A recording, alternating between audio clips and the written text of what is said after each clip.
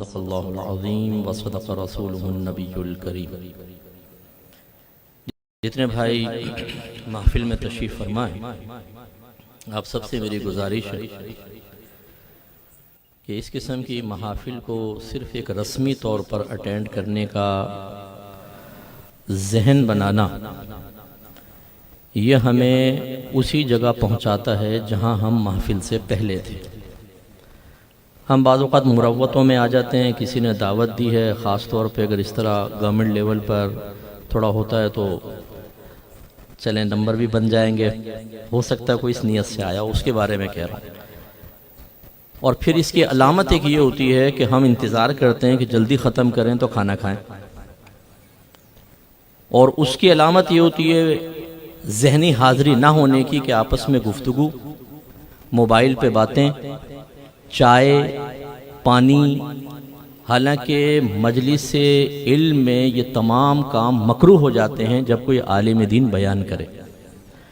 नबी करीम सल्लल्लाहु अलैहि वसल्लम जब कलाम फरमाते तो सहाबे कराम ऐसे होते थे, खुद फरमाते हैं कि हम ऐसे बैठा करते थे कि अगर हमारे सर पे कोई परिंदा आकर बैठ जाए तो ना उड़े।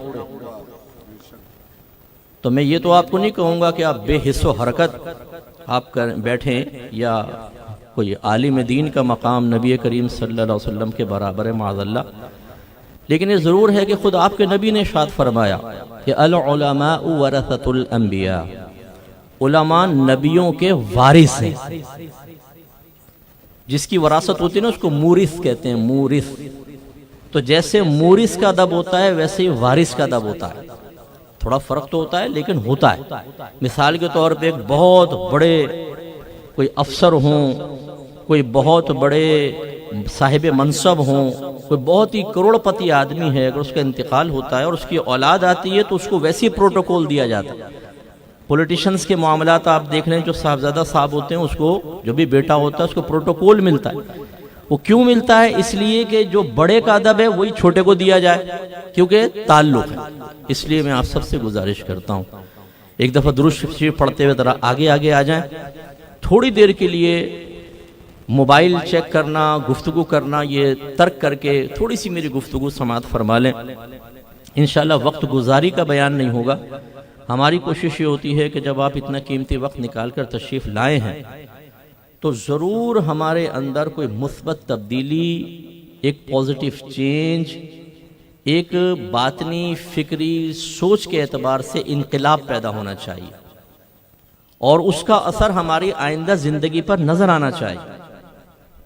ये मैं हमेशा जलता कुड़ता रहता हूँ। अभी यहाँ से अगर कोई बाहर निकलेगा ना, कोई पूछ ले कि आपने क्या सुना बताइए, हम सुनने के बाद भूलने के इतने आदी हो चुके हैं, और हमारी नज़र में वो स्पीच इतनी गैर अहम है कि उसको जहन में रखने की ज़रूरत नहीं है। हम बाहर निकल के कहते हैं बयान तो अच्छा था यार, याद नहीं है, बस बयान बहुत अच्छा था। और खुसूसन दरमियान में अगर लंगर मुबारक तशरीफ़ ले आए फिर तो जो कुछ जहन में बैठा होता है वो भी निकल जाता है, क्योंकि जो हम याद करते हैं फिर वो बोटियों की तलाश में और सैलड उठाने के अंदर और इधर उधर चमचे चलाने के अंदर वो भी निकल जाता है जहन से। इसीलिए आज एक मुसलमान से आप मालूम कर लें, ये भी मैं एक दिल जलाने वाली बात आपको अर्ज कर रहा हूँ। अगर आप मुसलमान से पूछेंगे सबसे करीब किसके हो, कहेंगे अल्लाह के और रसूल के और कुरान के और इस्लाम के, ये करीब तरीन हमारी चीज़ है। लेकिन जितनी अजनबियत इनसे है किसी से नहीं हो गया।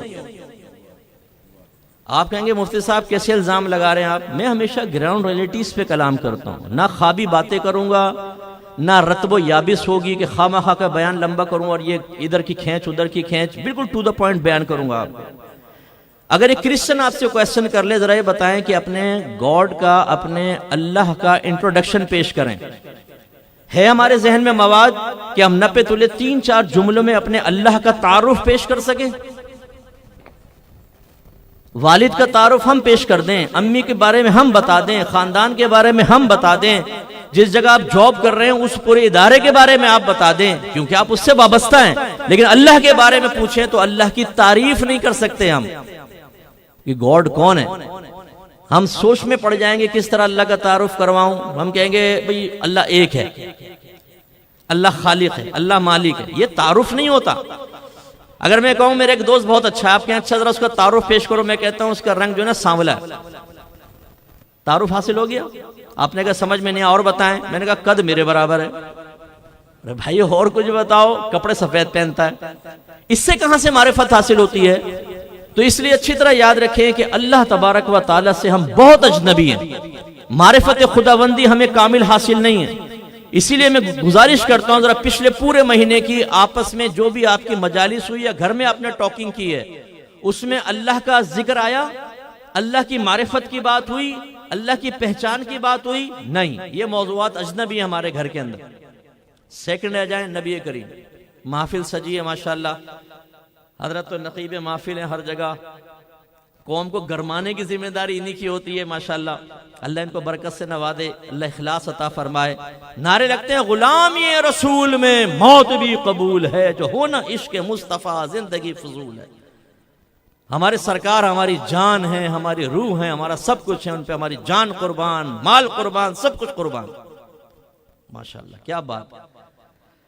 अब ये बात जो मैं समझाने वाला हूं अजनबियत वाली, पहले आपको एक और चीज से समझाता हूं और आपसे जवाब लूंगा। आपसे एक आदमी कहता है आपके वालिद का नाम क्या है? आप कहते हैं यार ज़हन में नहीं। अम्मी का नाम मालूम नहीं। तुम्हारी शादी हुई है? हाँ मेरे ख्याल में हुई तो है। अच्छा बीवी का नाम क्या है? पता नहीं। बच्चे हैं? हाँ हैं तो सही। लड़के कितने हैं? मालूम नहीं। लड़की कितनी है? पता नहीं। उनके नाम बताओ? मालूम नहीं। तुम्हारे बहन भाई कितने हैं? सही तादाद ज़हन में नहीं। उनके बच्चे हैं? हाँ। उनके नाम बताओ? मालूम नहीं। आपने कहा ये मेरा जिगरी यार है, किसी ने कहा इसका नाम क्या है? मालूम नहीं। कहाँ रहता है? मालूम नहीं। क्या खाता है, क्या पीता है, क्या जॉब करता है? मालूम नहीं। इस शख्स के बारे में आप क्या कहेंगे? बोलिए जरा, कुछ बोले, कोई लफ्ज बोले, क्या कहेंगे इसके बारे में? एक जुमला तो आपकी जबान पर आएगा, भाई तू इस खानदान का भी है या नहीं? कहेंगे नहीं कहेंगे? अब अगर एक गैर मुस्लिम आपसे पूछे बताइए आपके नबी के वालिद का नाम क्या है, वालिदा का नाम क्या है, चचाओं के नाम क्या हैं, आपकी अज़वाज जिनको आप उम्महातुल मोमिनीन अपनी माए कहते हैं, उन माओ के नाम बताएं। 11 अज़वाज एक रिवायत के मुताबिक 9। हमें अपनी माओ के नाम याद है? नहीं मालूम।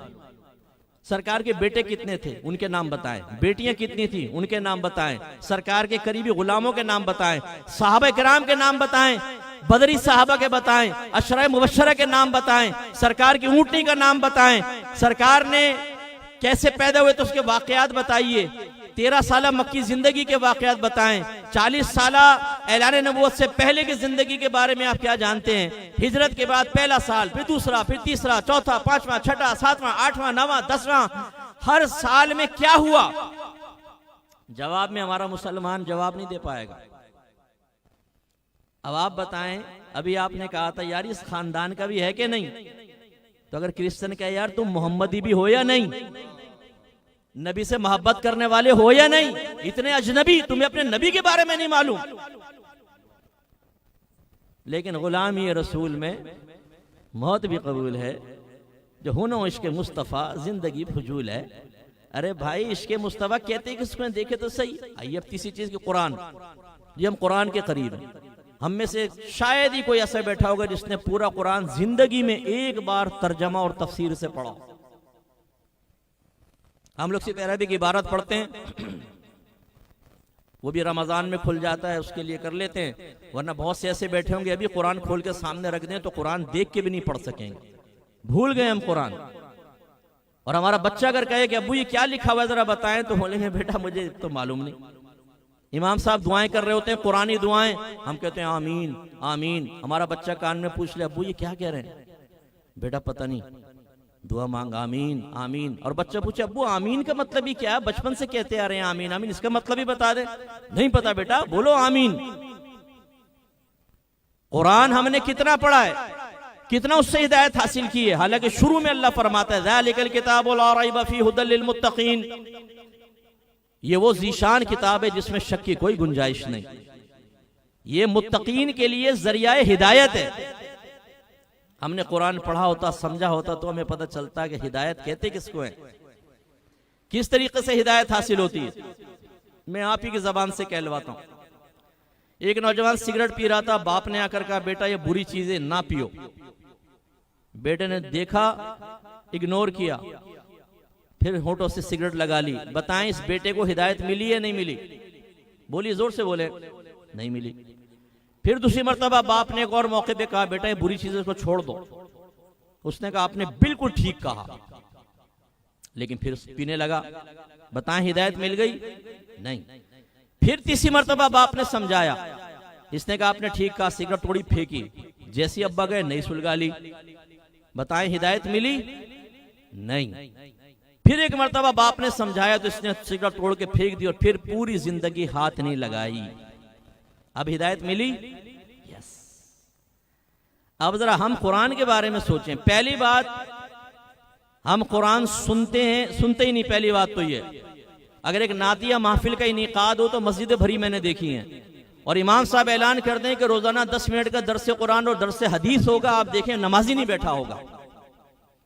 हमारी नातिया महफिल में 5-5 हजार का मजमा मैंने अपनी आंखों से देखा है, लेकिन जब उसके बाद फजर की नमाज हुई तो पहली सब भी कंप्लीट नहीं थी।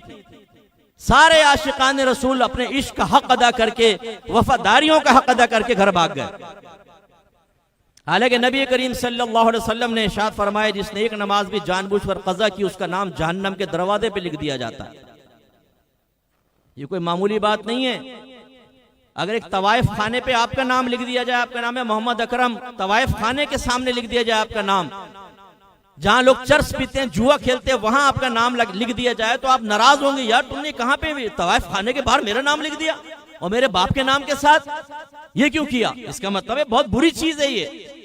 और सरकार फरमाते हैं, जिसने नमाज जानबूझ के कज़ा की उसका नाम जहन्नम के दरवाजे पे लिख दिया जाता है। और जमात के बारे में मेरे आका सल्लल्लाहु अलैहि वसल्लम ने फरमाया कि मेरा दिल चाहता है कि किसी को अपनी जगह इमाम बनाऊं, और जो लोग जमात से पीछे रह जाते हैं बिलाल को लकड़ियां लेकर साथ लेकर जाऊं और उन लकड़ियों से उनके घरों को आग लगा दूं।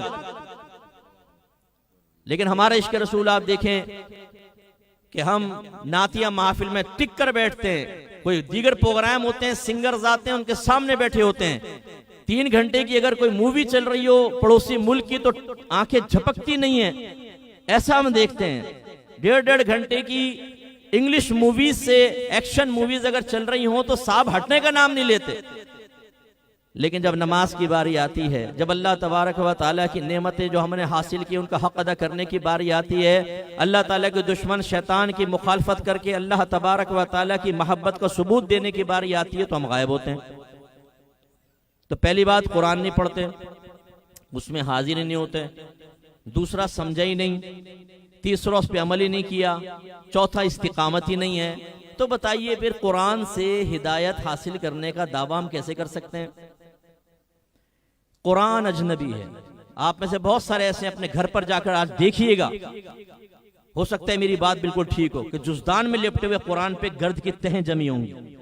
जब आप उसको खोलेंगे तो गर्द उड़ाएंगे आप, और ये इस बात का सबूत होगा कि आपने अरसे दराज से कुरान को वो अहमियत नहीं दी जो बाद वक़्त गवर्नमेंट डॉक्यूमेंट्स को आप दे रहे होते हैं, जो बाद वक़्त सिगरेट के पैकेट को वो सीने से लगा होता है, जिस पे जबड़ा कटा हुआ कैंसर का फोटो लगाया हुआ है, लेकिन ऐसा जिगरी यार है कि यहाँ ये निकाला मुंह पे। और कुरान पाक से अजनबियत का आलम ये है कि साल हा साल गुजर गए, हम में से बहुत सारों ने कुरान को अपने हाथ में लेकर नहीं देखा।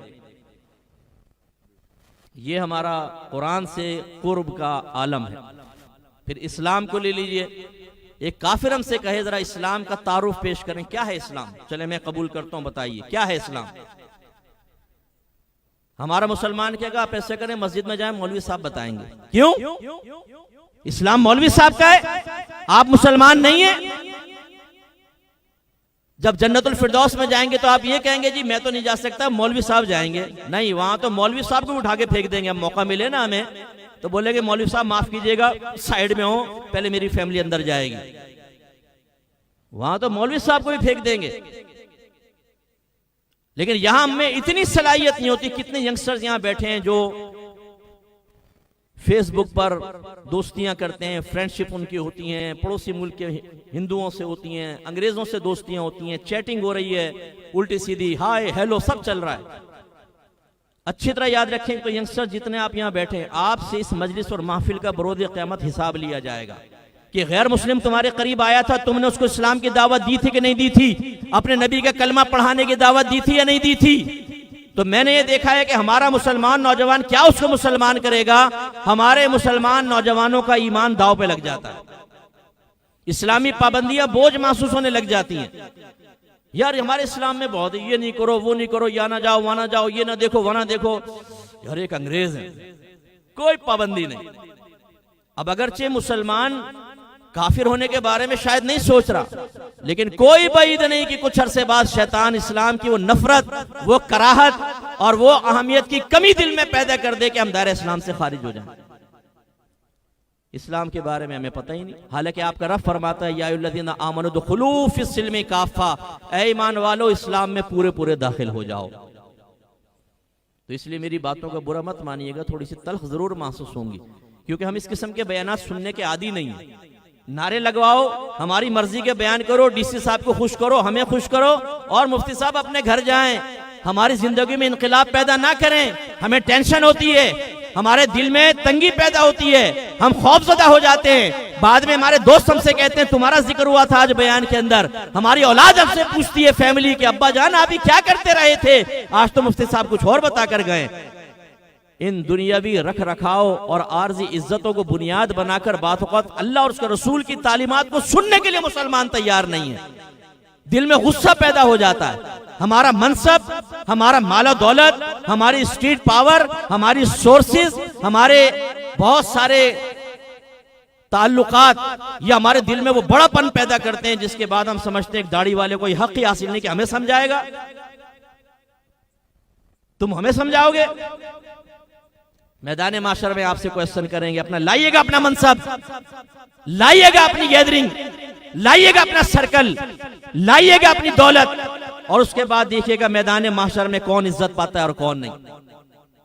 इसलिए ये तकब्बुर दिल से निकाले कि यार हम क्यों सुने, यार ये बड़ा सख्त बयान कर दिया आज। देखें, जैसा मरज होता है वैसे ही इलाज होता है। अगर आपके वालिद को कैंसर हो तो ये तो नहीं करेंगे कि आप ऑपरेशन करवाने के बजाय उनको बादाम और पिस्ते पीस पीस के अब्बा जान आपके हाफजा अच्छा कर रहा हूं मैं। हमारे यहाँ ये हो रहा है कि जो बयानात होने चाहिए, जो पब्लिक को समझाना चाहिए, जो जन्नत का रास्ता उनको दिखाना चाहिए, जिसके लिए हमें कभी नरमी कभी सख्ती से बयान करना चाहिए, टू द पॉइंट बयान होना चाहिए, कुलूब में इनकलाब पैदा करना चाहिए, ज़हनों में हलचल मचानी चाहिए, हम उसको छोड़कर बिल्कुल ऐसे जैसे कैंसर का मरीज मर रहा हो, अगर वो औरत है तो हम कहें लो लिपस्टिक लगा लो, अच्छी लगोगी तुम, और मर्द मर रहा हो तो उसको कहें कि लो बादाम पिस्ते खाओ, दिमाग बहुत तेज हो जाएगा। अब ये चल रहा है हमारे यहाँ। जुमे के हमारे बयानात देख लें उलमा के, मादरत के साथ पब्लिक को खुश करने वाले, रतबो याबिस, यहाँ का वाकया वहां का वाकया, टाइम खत्म। 1.5 घंटे आप बैठकर कहते हैं कि क्या था, कुछ समझ में नहीं आया, भाई क्या बोल गए। इन चीजों ने हमें तबाह किया है। खुदारा अगर कोई आपको प्यार से समझाता है, अगर कोई हकीकतन अल्लाह के नबी का पैगाम आप तक पहुंचाता है, उससे नाराज ना हो, और खास तौर पे हमसे नाराज ना हो। एक पोस्टमैन आपको एक लेटर ला कर दे, आप खोलें उसमें गालियां लिखी हो आपको, तो क्या आप पोस्टमैन को मारना शुरू कर देंगे? बोलिए नहीं, उसका क्या कसूर बेचारे का। तो अगर मैं आपको कुरान और हदीस सुनाऊं और फर्ज कर लें आपको वो समझ में ना आए या पसंद ना आए, तो मुझे बुरा कहने का कोई फायदा नहीं। दर पर्दा अगर हम उलमा को बुरा कहते हैं, मुफ्तियान किराम को बुरा कहते हैं, हम स्पीचेस को बुरा कहते हैं, तो हकीकतन आप अल्लाह उसके रसूल को बुरा कहते हैं, ज़हन में रखिएगा। मिसाल के तौर पे यही मिसाल ले लें, लेटर आया आपके पास और आपने पोस्टमैन को पकड़ के दन मारा, ये क्यों क्या लिखा है इसके अंदर, ये क्या तूने बकवासें लिखी हैं इसके अंदर। अब जिसने लिखा है बताएं ये क्या बकवासें लिखी, ये पोस्टमैन की इंसल्ट कर रहे हैं या लिखने वाले की कर रहे हैं? आप लिखने वाले की कर रहे हैं। मेरी पता नहीं बहनें यहां पर हैं या नहीं, लेकिन अगर रिकॉर्डिंग सुने, हमारी खवातीन दीनी पाबंदियों से राह फिरार इख्तियार करने के लिए और मेरा जिस्म मेरी मर्जी जैसे नारे लगाकर वो डायरेक्ट अल्लाह रसूल को तो बुरा कहते हुए खौफजदा होती है कि ऐसा ना हो कि कोई उनके कहने के मुताबिक शिद्दत पसंद हमला कर दे। सबसे आसान ये है कि दाढ़ी वाले उलमा मुफ्तियान किराम की गर्दन नाप लो। भाई इन मौलवियों ने हमारी जिंदगी तंग कर दी है। बास कहते इतना सख्त दीन कोई है? मुफ्ती साहब तो बहुत सख्त बयान कर गए, इतना सख्त दीन नहीं है। जो ये कहते ना इतना सख्त दीन नहीं है, मैं उनसे गुजारिश करता हूं हाथ जोड़ के कि वाकई हमें खड़ा करके गोली मार दो। खामखा दीन को हमने सख्त किया हुआ है। अब जो नरम दीन हमने छुपाया हुआ था वो निकाल के पब्लिक तक आप पहुंचा दो, लाओ वो नरम दीन लेकर आओ। कहां है वो नरम दीन?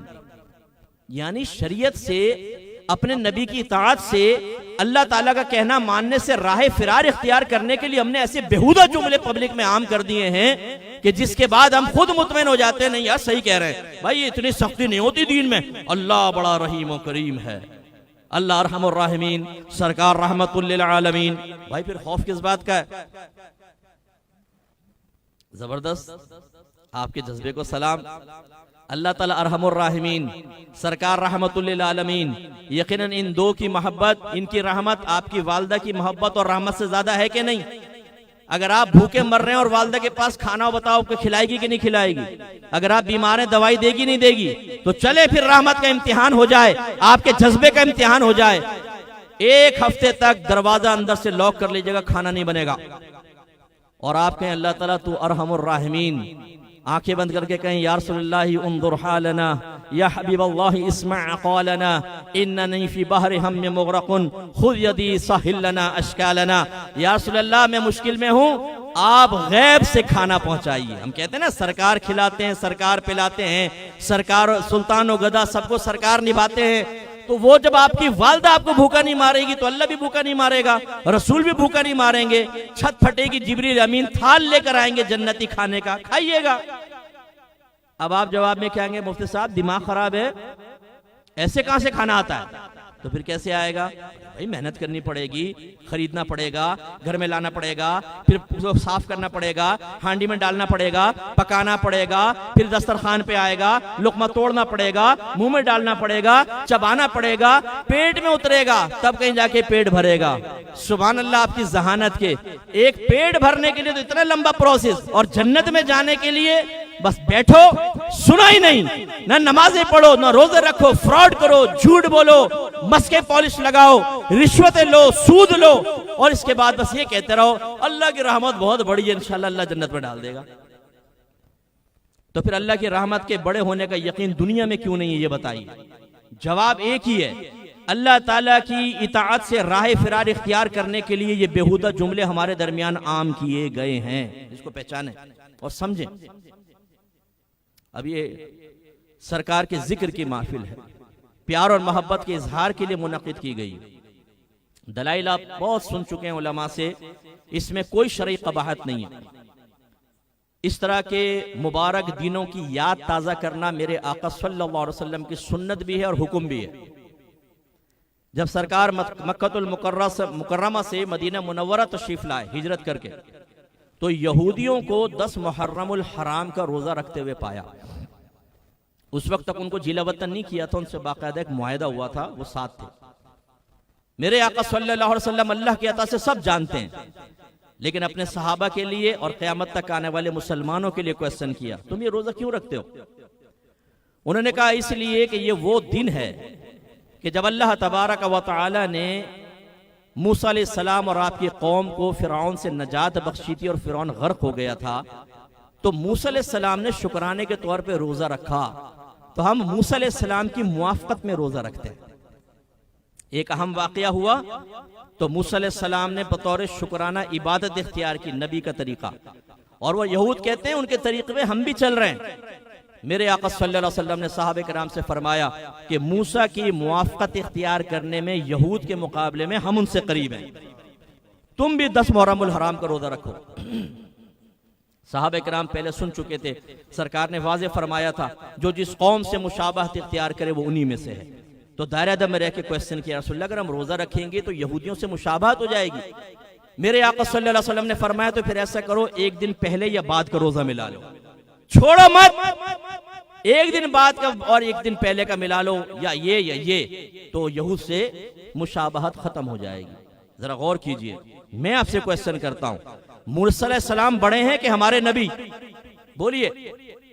मूसा अलैहिस्सलाम का फिरौन से नजात पाना बड़ा वाकया था, या मेरे आका सल्लल्लाहु अलैहि वसल्लम का कायनात में जलवा अफरोज होना बड़ा वाकया था? जब उसकी हर साल याद मनाई गई तो इसकी याद मनाने में कौन सा प्रॉब्लम है भाईजान? इसलिए इबादत इख्तियार करना, खुशी का इजहार करना, इसमें कोई हरज नहीं है। लेकिन अब बस मैं इसी पर इख्तिताम करूंगा, इस बात को जिक्र करते हुए कि इन महफिल के इनेकाद का मकसद क्या होता है। ये भी आज एक सोच लेके चले जाइए। खुदारा मैं हाथ जोड़ के आपसे अर्ज करता हूं, शरीयत ने जब कोई हुक्म दिया है ना, या किसी चीज की इजाजत दी है, उसके पीछे कोई ना कोई मकसद होता है। उस मकसद हकीकी को पहचाने। अगर आप नहीं पहचानेंगे तो आप रस्मों के अंदर ही मशगूल रहेंगे और हकीकत तक पहुंचकर जो फैज हासिल होने वाला है वो नहीं होगा, या आप जिम्मेदारी पूरी नहीं कर सकेंगे। मैं मिसाल से समझाता हूं। एक मिसाल, आप में से बहुत सारे शादीशुदा हैं माशाल्लाह, ज़ौजा भी हैं, बच्चे भी होंगे। आपने निकाह किया है। निकाह क्यों करते हैं? इसका बड़ा शरई बुनियादी मकसद क्या है? आप हाथ ना उठाएं, ना मुझे जवाब दें। अपने जहन से क्वेश्चन करें कि जब आप शादी कर रहे थे क्या आपको पता था कि इसका कौन सा शरई मकसद होता है? नहीं। हमारे मकासद क्या है? लड़की को प्रोटेक्शन मिल जाएगी, घर मिल जाएगा, ना नफा हो जाएगा, शौहर को एक ज़ौजा मिल जाएगी, अपने तकाज़ाए नफसानी हलाल तरीके से इंसान पूरे कर सकेगा, नस्ल बढ़ेगी, तवालुद व तनासुल होगा, घर में एक बैलेंस कायम होगा, अकेला मर्द नहीं चला सकता, औरत आएगी तो बैलेंस कायम हो जाएगा। बहुत अच्छी बात है, लेकिन क्या यही बुनियादी मकासद हैं शरीयत के? दो बड़े बुनियादी मकसद थे। नंबर 1, सरकार ने इरशाद फरमाया कि जो निकाह कर लेता है वो अपने आदे ईमान को महफूज कर लेता है, शैतान से आदे ईमान को महफूज कर लेता है। अब बाकी आदे के बारे में अल्लाह से डरता रहे। तो सबसे बड़ा निकाह का बुनियादी मकसद होता है इंसान गुनाह से बचता है। और हमारी हालत क्या होती है? अब मकासद के खिलाफ हम कैसे जाते हैं? घर में बीवी मौजूद है और बाहर 4 औरतों से चक्कर चल रहा है, सर पे बाल आधे हो चुके हैं लेकिन दूसरी शादी के ख्वाब देख रहा है। ओ भाई, पूरे बाल खत्म हो जाएंगे, टिंडा हो जाएगा बिल्कुल। अच्छा, कुरान की आधी आयत याद कर रखी हैं। देखो, फनकिहू मा ताबा लकुम मिनन निसाई मसना व सुलासा व रुबा। अल्लाह ने फरमाया है जो औरतें तुम्हें पसंद आए उनसे निकाह करो, 2-2 से, 3-3 से, 4-4 से। इसलिए हमें इजाजत है। अच्छा, तो जरा अगली आयत भी तो देख लो भाई। फ़इन खिफ्तुम अल्ला तादिलू फवाहिदा। आपका रब फरमाता है अगर तुम अदल इंसाफ ना कर सको तो फिर एक से ही निकाह करो। कितने हमारे नौजवान ऐसे हैं जो बाहर का बिजनेस टूर का कह के जाके जिना करते हैं, सिंगापुर में, बैंकॉक में, फुला जगह। बहुत सोने औरतों से मरासिम कायम कर रखे हैं। फेसबुक पे औरतों से चैट हो रही है। हमारे बहुत सारे यंगस्टर शादीशुदा औरतों से मरासिम कायम करके उनके शौहरों की मोहब्बतें उनके दिल से निकालने को अपना मिशन बनाकर बैठे हुए हैं। भाई देखो, बुरा नहीं मानिएगा, जुलेखा तुम्हारा शौहर तुम्हारी कदर नहीं कर रहा। हाँ, कदरदान ये आया है ना, पूरा मोहल्ला छोड़कर इसको मौका दीजिए, देखें आपकी कैसी कदर करता है। आपको हूर ना बना दे और 7वें आसमान तक ना पहुंचा दे तो नाम बदल दीजिए जैसे पप्पू का। तुम्हारा शौहर तुम्हारी कदर नहीं कर रहा, उसे यकीन दिलाता है कि मैं हूं कदरदान। अच्छा, तो निकाह कर लो। नहीं, निकाह नहीं करूंगा, दोस्ती, इसके बाद उसके तकाजे, और उसके बाद लास्ट स्टेज क्या है? जिना। और जिना नहीं तो कम से कम हर तरह का पर्दा हमारे दरमियान खत्म हो जाए। मैं चूंकि एज ए मुफ्ती वर्क कर रहा हूं, 30 इयर्स हो गए मुझे, मैं जानता हूं आजकल नौजवान कौन कौन से शैतानपन कर रहे हैं। किसी की बेटी, किसी की बहन, किसी की बीवी को जिस हालत में लाने के लिए आज का नौजवान कोशिश करता है, सर तोड़ कोशिश करता है। अगर यही काम कोई आपकी वालदा, आपकी ज़ौजा, आपकी बेटी, आपकी बहन के साथ करे तो। लेकिन जिसको निकाह के मकासद नहीं पता, बीवी घर में पड़ी, उसे टाइम नहीं दे रहे, रात में पहुंच रहे हैं 3 बजे दोस्तों से मिलकर या उधर उधर मुंह मार के, बीवी बेचारी रात देख रही है। हालांकि मेरे आका सल्लल्लाहु अलैहि वसल्लम ने फरमाया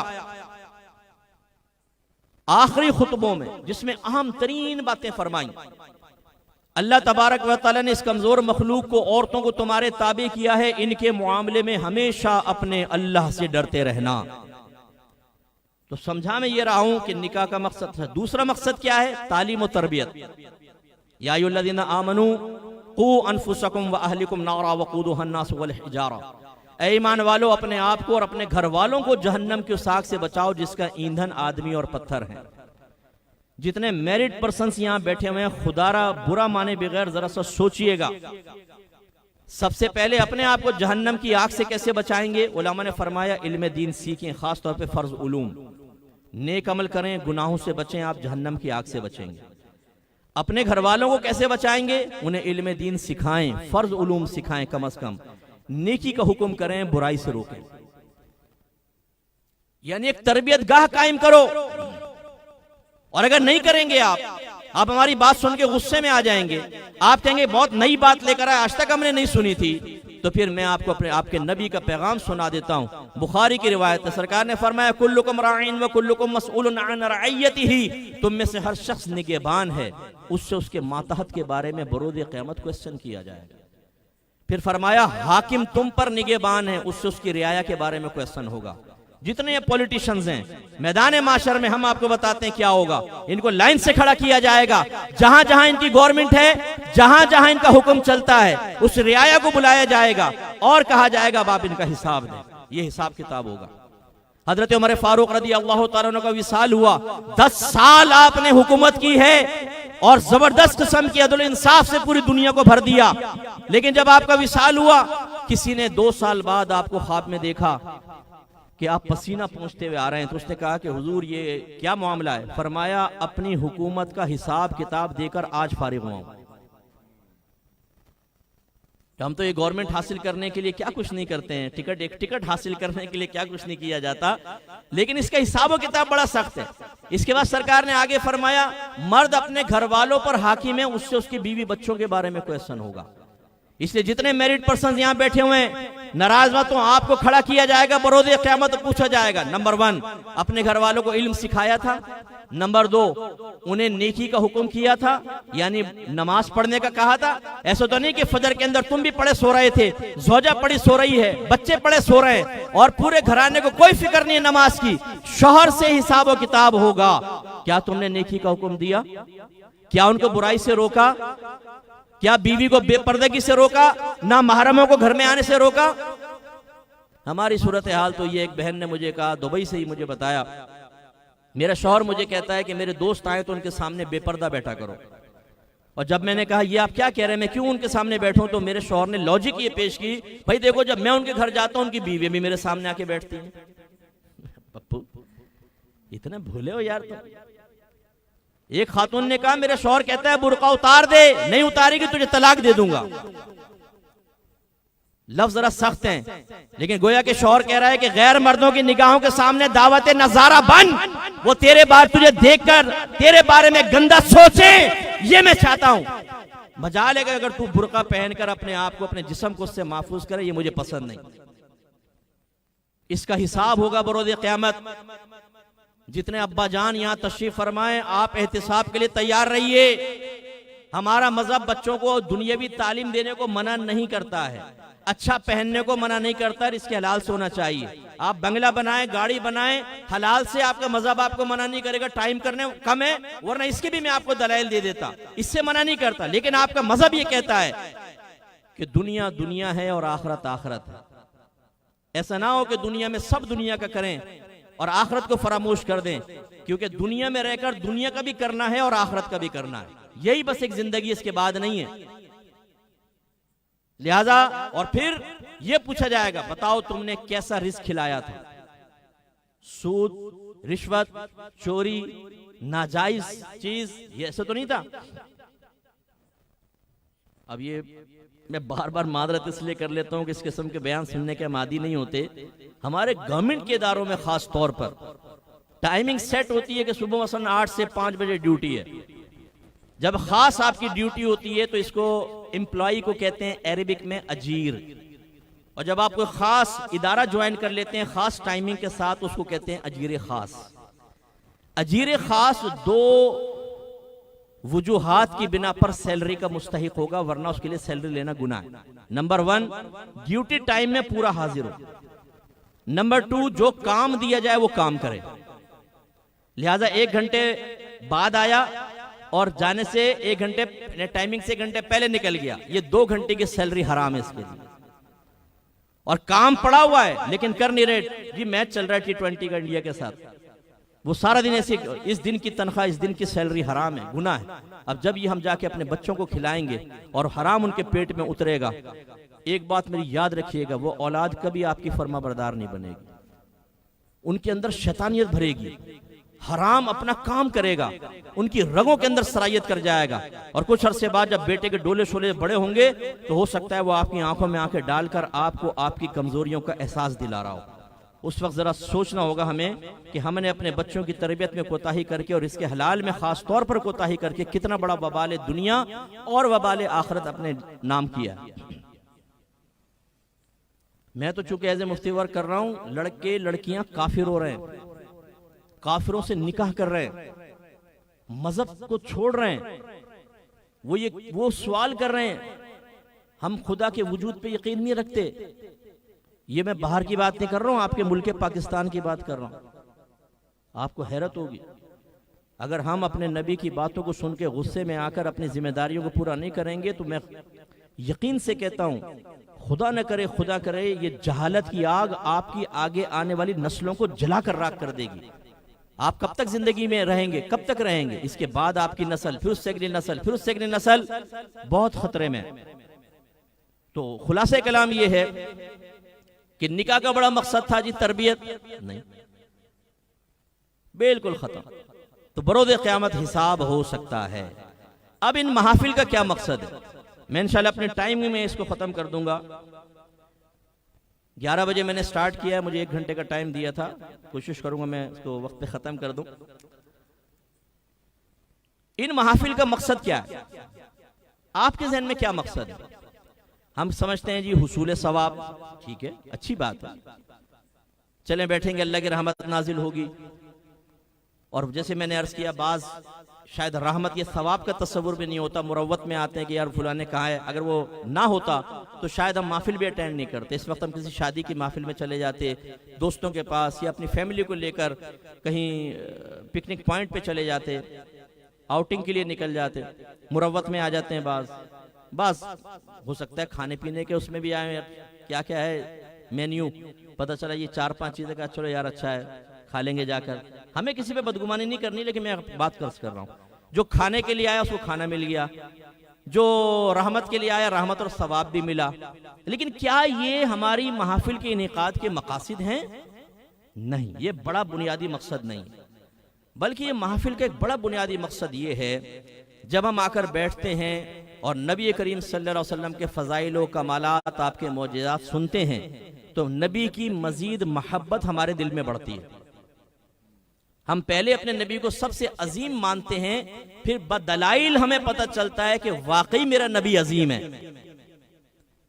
जब दिल में मोहब्बत और अजमत पैदा हो जाती है, ये इस बात का तकाजा करती है कि जिसको तुम महबूब समझते हो, जिसको काबिल ताज़ीम समझते हो, उसका कहना मानो। देखें, आप कोर्ट में जाएं, सुप्रीम कोर्ट में, और चीफ जस्टिस का कहना ना माने, आप पे तौहीन अदालत का केस हो जाएगा। होगा कि नहीं होगा? क्यों? आपने खिलाफ ताजीम काम किया। डीसी साहब ऑफिसर हैं, इनके मातहत इनका कहना ना माने, फिर वो रह के बताएं यहाँ पे जरा, क्यों कहना मानेंगे? मनसब की ताजीम है कि नहीं यार बड़े हमारे, हमें कहना मानना चाहिए। जो सादतमंद बच्चा होता है अपने बाप का कहना मानता है, अपनी वालिदा का कहना मानता है, क्यों? उनकी अजमत है। आप अपने इमाम साहब का कहना मानते हैं मस्जिद के, क्यों? उनकी एक अजमत दिल में। इसका मतलब ये हुआ, अच्छा ये तो चले अजमत हुआ। अब एक अपने उस्ताद का कहना ना माने, माँ को पलट के जवाब दे, वालिद साहब की इताअत ना करे, मस्जिद के इमाम साहब कहें बेटा जरा पानी पिलाना, कहें मौलवी साहब खुद जाकर ले लो, मैं नहीं। आप उसे क्या कहेंगे? बेअदब, गुस्ताख, बदतमीज। और इसकी बुनियादी वजह क्या है कि एक काबिले ताजीम हस्ती का कहना ना मानना बेअदबी है। लेकिन अगर वो जवाब में कहे यार देखो बदगुमानी ना करो, इनकी बड़ी ताजीम मेरे दिल में, बड़ा अदब है, बस कहना नहीं मान रहा हूं, तो इस दावाए अदब व ताजीम में आप उसे कभी सच्चा करार नहीं देंगे। आप कहेंगे झूठ बोलते हो, अगर ताजीम होती तो कहना मानते। बस याद रखिए, इसी तरह मोहब्बत का मामला है। एक बेटा अपनी माँ से कहे अम्मी जान मैं आपसे बड़ी मोहब्बत करता हूँ, बड़ा प्यार करता हूँ, मुझ पे मेरे आप पर जान कुर्बान, माल कुर्बान, मेरे बीवी बच्चे कुर्बान। माँ बलाएं ले आए, हाय मेरा बेटा, अच्छा मेरे पास बैठ बेटा, तो उससे बातें करने को दिल चाह रहा है। अम्मी टाइम नहीं है, दोस्तों को टाइम दिया हुआ है। अच्छा बेटा पानी पिला जा, अम्मी खुद उठ के पी लो। बेटा जल्दी घर आ जाना। अम्मी आज मैं जल्दी नहीं आ सकता, दोस्तों के साथ कहीं बाहर जा रहा हूं। बेटा फुला से मत मिल, वो बहुत बुरा आदमी है। अम्मी वो तो मेरा जिगरी यार है। फुला से मिल, वो बहुत अच्छा है। अम्मी उसकी तो शक्ल देख के मुझे नफरत पैदा हो जाती है। और फिर आखिर में कहे अम्मी एक बात कहूं, आप पे मेरी जान कुर्बान, मेरा माल कुर्बान। बताइए दावा मोहब्बत माँ में सच्चा है कि झूठा है? जोर से बोले यार, मदद नहीं आया, जोर से बोले। झूठा है?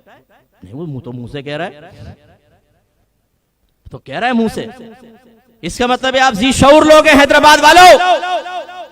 आप ये जानते हैं कि बातों के गाजी से या बातों का गाजी बनकर कभी अपने दावे की सच्चाई को पेश नहीं कर सकता। इसके लिए अमल चाहिए।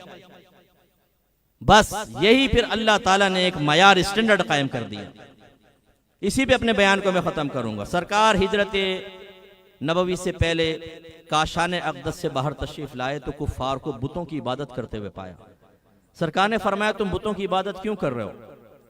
उन्होंने कहा इसलिए ताकि अल्लाह तबारक व तआला इससे खुश होकर हमें अपना महबूब बना ले।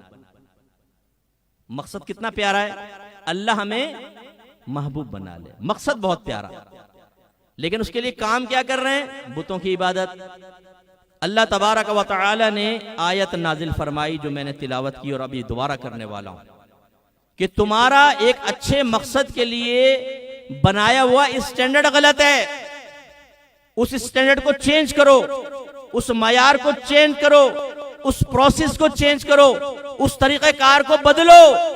मकसूद तुम्हें जरूर हासिल हो जाएगा, लेकिन जिस तर्ज पे तुम चाह रहे हो, तुम्हारी मर्जी के मुताबिक तुम्हारे तर्ज अमल से मकसूद हासिल नहीं होगा। तो आयत क्या कहती है?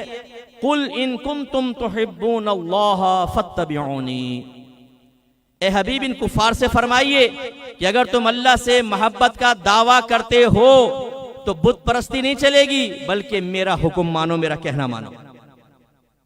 और जब तुम ये कर लोगे, अभी तो तुम अल्लाह ताला की महबूबियत की तलाश में हो, फिर युहब्बिबुकुमुल्लाह, अल्लाह तुम्हें अपना महबूब बना लेगा। व यग़फिर लकुम ज़ुनूबकुम, और जिसको अल्लाह अपना महबूब बना ले उसे गंदा नहीं छोड़ता। अल्लाह ताला तुम्हारे तमाम गुनाहों की बख्शिश कर दे। बस मेरे प्यारे भाइयों, अच्छा मैं मादरत के साथ ये लफ्ज इस्तेमाल नहीं करता हूँ। उस शाकान रसूल बैठे हुए हैं, मादरत के साथ बैठे भी होंगे, इसका इनकार नहीं है, इसका इनकार नहीं। ना मैं बहुत बड़े आशिक होने का दावा करता हूँ, अल्लाह ताला मुझे बना दे, लेकिन ये लफ्ज आशिक जो हम इस्तेमाल करते हैं ना, ये बिल्कुल ऐसा ही है जैसे आप सबको मैं सफेद कोट लाकर दे दूं और स्टेथोस्कोप आपकी गर्दन में डाल दूं और फिर कहूं कि माशाल्लाह इतने सारे डॉक्टर बैठे हुए हैं, तो आप जवाब में क्या कहेंगे? मुफ्ती साहब गेटअप चेंज करने से आदमी डॉक्टर नहीं बन जाता। मैं आपको काले कोट लाकर दे दूं सारों को और कहूं तमाम वकला को मेरा सलाम, तो आप कहेंगे मुफ्ती साहब काला कोट पहन के कोई वकील नहीं बन जाता। तो खाली जबान से कह के कोई आशिक रसूल नहीं बन जाता। बातों के गाजी बनने से आशिक रसूल का कोई बनने का कोई ताल्लुक नहीं है। गुलामी रसूल में मौत भी कबूल है के नारे लगाने से इश्क रसूल के इजहार की कोई इसके कनेक्शन नहीं है, इसका कोई ताल्लुक नहीं है। आपके अल्लाह ने इरशाद फरमा दिया, अगर तुम अल्लाह से मोहब्बत का दावा करते हो, मैं इसको अगर वुसअत दूं, अल्लाह की मोहब्बत, रसूल की मोहब्बत, रसूल की मोहब्बत, अल्लाह की मोहब्बत, अगर हम इस मफहूम को यूं भी ले लें, अगर तुम अल्लाह के नबी से मोहब्बत का दावा करते हो तो सबूत ये दो कि अपने नबी का हुक्म मानो, तो अल्लाह ताला तुम्हें अपना महबूब बना लेगा और तुम्हारी बख्शिश फरमाएगा। और ये काम सहाबा किराम ने किया कि नहीं किया? मेरे आका सल्लल्लाहु अलैहि वसल्लम ने ऐलान नबूवत फरमाया, सहाबा किराम से फरमाया अपने अकीदे बदल लो और मानो मेरी बात कि जितने तुम्हारे अकाबरीन तुम्हारे अकीदे पे चले गए सब के सब जहन्नम में जाएंगे। तुम्हारा बाप, तुम्हारी माँ, तुम्हारा चाचा, तुम्हारा दादा, तुम्हारा ताया, तुम्हारा फुप्पा, मानो। सहाबा किराम ने कहा आमन्ना सद्दकना, या रसूलल्लाह ईमान लाए, हमने तस्दीक की। बिल्कुल हमारे अकीदे गलत थे, हम अकीदे बदलते हैं और जो इस अकीदे पे नहीं था जहन्नमी है। कोई बिरादरी नहीं देखेंगे, कोई खानदान नहीं देखेंगे, कोई सियासी वाबस्तगी नहीं देखेंगे, कोई अपने कबीले को नहीं देखेंगे। आपने फरमा दिया तो वो जहन्नमी है।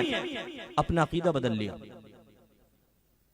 कुछ अरसे बाद सरकार ने फरमाया मक्का छोड़ दो, मदीने चलो, हिजरत करो और निकलो भी ऐसे कि रात के अंदर निकलना, दिन के अंदर नहीं, वरना तुम पे को जुल्म होगा कुफार की तरफ से।